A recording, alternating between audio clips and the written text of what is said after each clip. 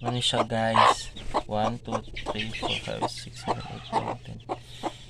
2, 2, 4, 6, 8, 10. So pang 11 tong hawak ko guys. Ayan.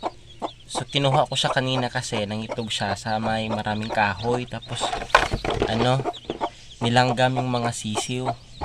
So ito yung natira guys oh. Ito yung natira guys. Kawawa naman pag pinabayaan ko, 'di ba? So siya na yung natirang itlog na hindi na isa. So tawag dito balot na to kung tutuusin Pero hindi naman pwede itong kainin kasi buong buo to, 'di ba? So ang gagawin natin is kukunin siya sa loob. Wala tayong incubator, so tatanggalin lang talaga natin siya dito. Kasi pag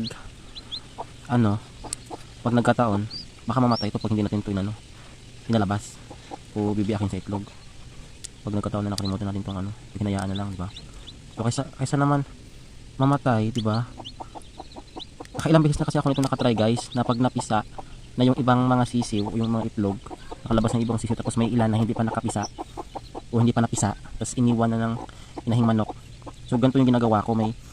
Nung bata pa nga ako, yung lola ko yung manok niya napisa na, nagsilabasan na sa pugad yung mga sisiw saka yung inahing manok. So yung ginawa ko, may dalawa pang natirang itlog, tapos may maliit na crack. Minsan kasi yung crack ng itlog bandang dito sa may nguso, kasi tinutuka kasi nila yan para mabuksan nila yung shell ng itlog. So may nakita akong may dalawang may crack. So ibig sabihin may dalawang may sisiw yung sa loob. So yung ginawa ko, nilabas ko silang dalawa sa itlog. Ano pa nga ako noon, grade 5 pa ako noon guys, nung ginawa ko yung paggaganto, yung pinapalabas ko talaga sa itlog yung sisiw. So yung nangyari, imbis na ubos yung manok namin kasi dati guys, huwag naman sana, dati kasi guys parang dinapuan yung yung dito sa amin na yung mga manok nagkasakit, tapos biglang alam mo yun, ayan siya guys oh. Wow! So yung ginawa ko yung dati guys, yung sisiw nabuhay, tapos yung dalawang yun yung nagpaparami sa mga sisiw namin tsaka yung mga manok kami dati. So ganito yung itsura niya guys. So ayan. So hinang-hina na to guys kasi actually nakalimutan ko to. Nakalimutan ko siyang pisain kagad kanina kasi alas 8 ng umaga. Anong oras na ngayon? Alas 2 na guys ng hapon.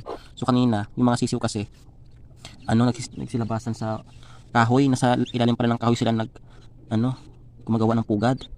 So ayun guys. Kaya pala nagsisigawan yung mga sisiw kasi nilalanggam. Halos silang lahat nilalanggam, pati yung inahing manok. Kaya ayun, kinuha namin ni mama, tapos kinuha ko yung mga langgam na nakadikit sa ng mga sisiw. So ito siya guys, so kawawa siya guys. So ang gagawin ko guys, ilalagay ko to sa kawayan, yung para mainitan siya. Ayun guys, so yung pusod niya. So ilalagay ko to sa guys, sa lagayan kung saan pwede siya mainitan. Ay may langaw pa nga guys. And guys, ganito po yung ginagawa ko guys, para since walang incubator, so ito yung ginagawa ko, binabalot ko siya ng lumang damit, tawag dito, ginugupit ko mga damit, tapos binalot ko sa kanya. Tapos ngayon ilalagay ko siya dyan, ganyan dyan, para man lang mainitan siya. Mukha naman siyang masigla dito pala siya sa ibabaw na ginawa kong kulungan ng guinea pigs guys. Ayun ito pala siya sa loob. So ito siya guys, wala kasi yung incubator kaya ganyan ginagawa ko pag ni-rescue ko yung mga hindi pa napipisa, tapos iniiwanan yung mga sisiw ng mga inahing manok, di ba? So para sila, para man lang ma-rescue, matulungan, di ba? At tumaki, ganito ginagawa ko. Maghanap talaga ng alternative way para ayan masigla pala siya guys oh. Kasi mga kapatid niya kanina pa napisa. I mean parang kahapon pa ata, tapos siya lang yung hindi. So yan siya guys oh. Abangan yung recovery niya guys. Loob na siya guys. Yan, nasa loob na siya. Tapos ngayon parang kulang pa yung pinipiraso kong yung lumang damit. So alternative lang yan guys, para mainitan siya. Tapos lalagyan ko pa siya ng konting piraso-pirasong damit para man lang maging comfortable siya. So ayan siya guys.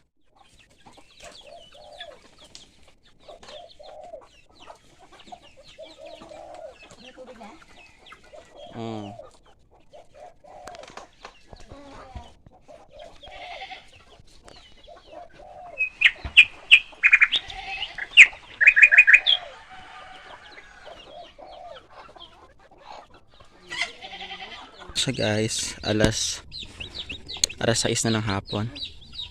So tingnan natin siya guys, kung ano yung itsura niya. Tingnan natin.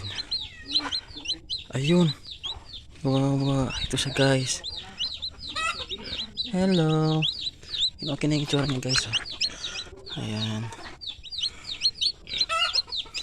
So mamaya guys, pag mamayang gabi guys, ito yung ano, dumikit yung ano niya, yung pusod niya guys, dumikit. So ito yung pusod niya guys, nadikit. Uy. So mamayang gabi, ayan siya guys pag natulog na yung ano, yung mga manok, isasali ko siya doon. Ayan siya guys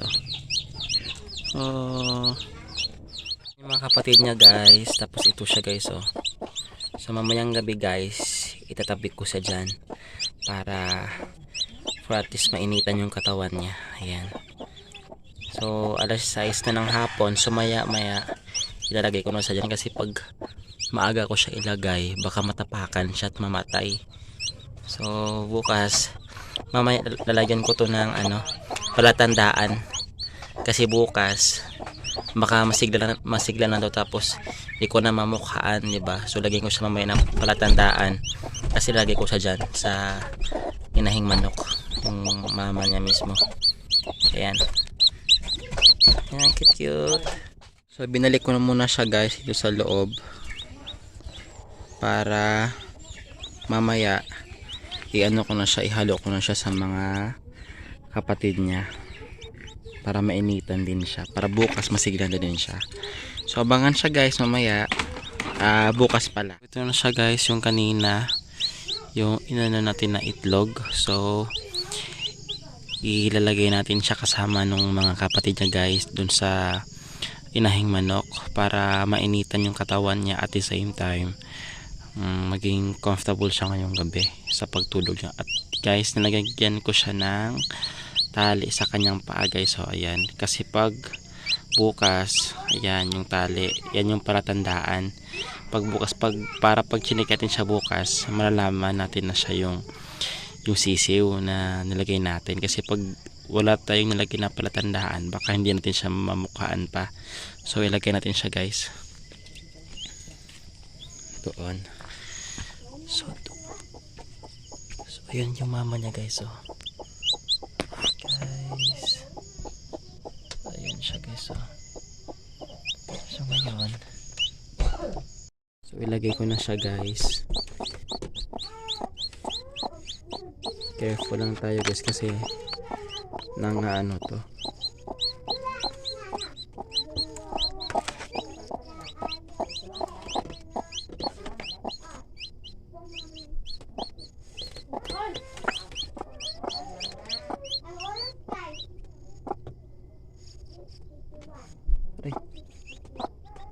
Aray ko po. Aray. So okay na guys. Malalaman natin yan bukas guys pag ano, pag chinek natin yan. So may tali naman yan, may palatandaan naman. So tara na guys. Hi guys. So ayan na nga sila guys, yan yung sisiw.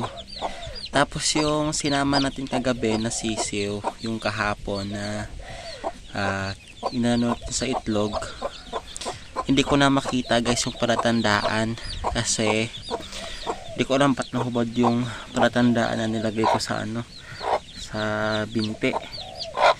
Hindi ko na malaman kung saan dyan yung sisiw kasi kahapon 10 to tapos pang 11 yung isang sisiw. So hinanap ko yung ano guys, yung sisiw na may palatandaan. So hindi ko na maano dyan, ma-point kung saan dyan kasi nga puro na sila masisigla.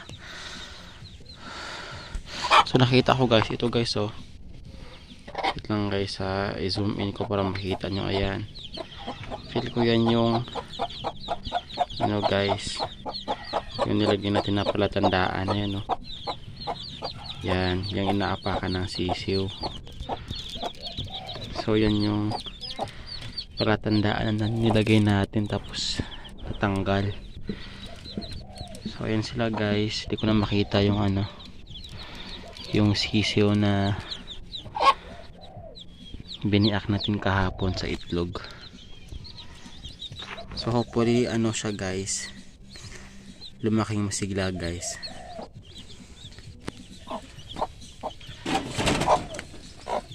So hanggang dito na lang guys. Thank you for watching guys.